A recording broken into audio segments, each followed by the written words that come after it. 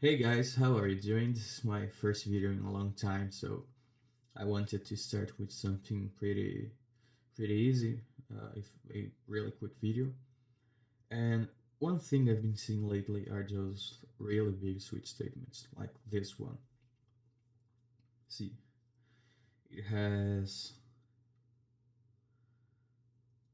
dude, it's pretty long, pretty long. It has like 64 lines, and it's pretty easy to refactor this into like 10 lines, and it becomes more legible, a lot more legible. So I actually submitted a PR to refactor this, but I just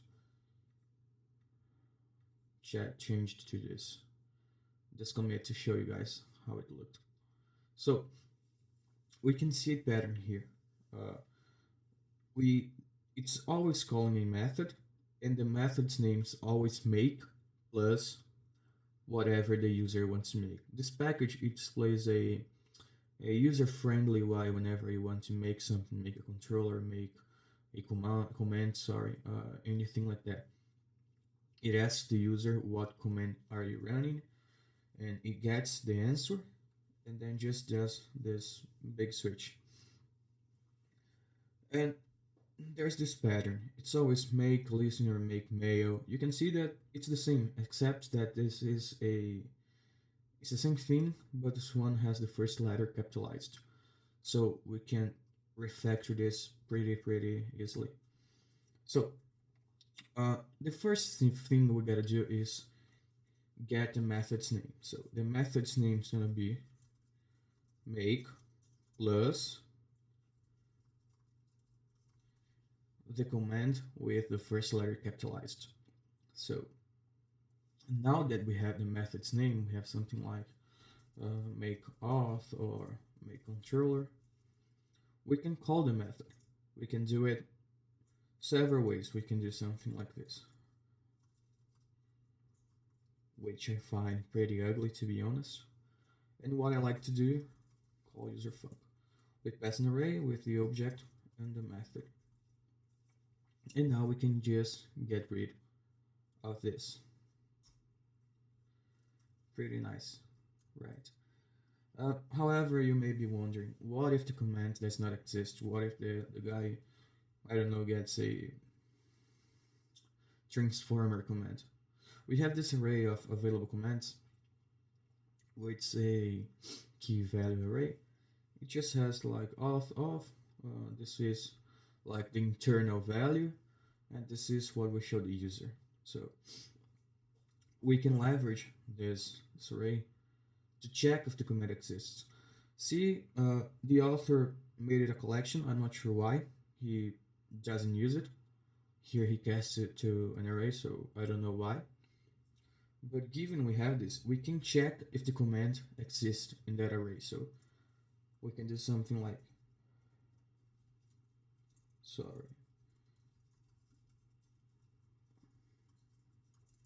if the command is not present in the available commands array, there's not a key, we can just say something like, hey, this command does not exist, something like this, and then stop.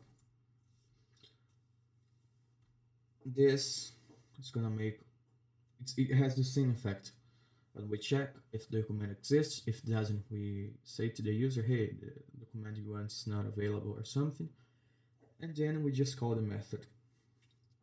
It's a pretty easy way to refactor the code. And another thing I've been seeing lately is when you have something like, let's say you have the user input like, who is, I don't know,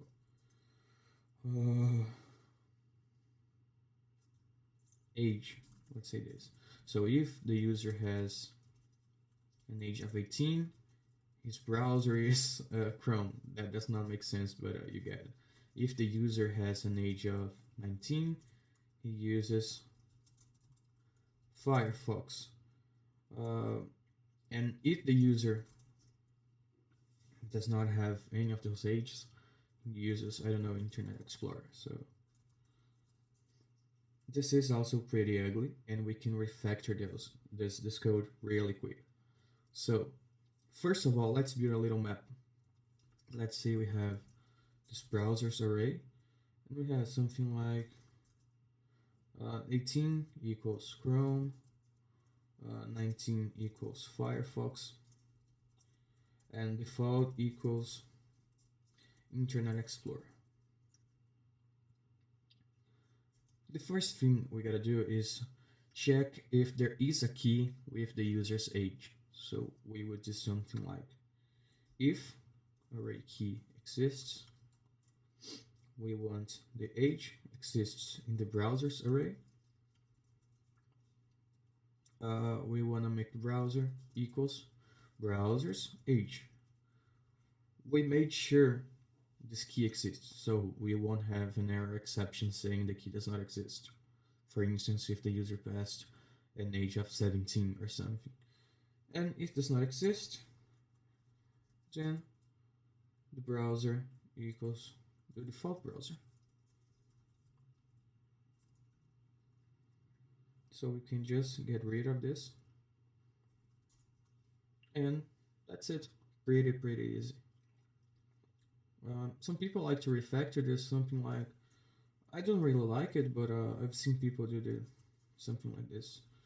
It exists using a ternary operator. If it exists, then we get. If it doesn't, we just use a default browser. I prefer the if-else syntax, but both of them work just fine, and it really makes your code cleaner. So that's it. I really hope to have helped someone. If it's a really quick video, it's not something that's gonna change your life. It's a quick tip, and if I helped someone, I really hope I helped someone. And if I helped you, just like the video, follow me on Twitter. I don't know. So till the next video. Bye. Wait, I have to click this. Okay.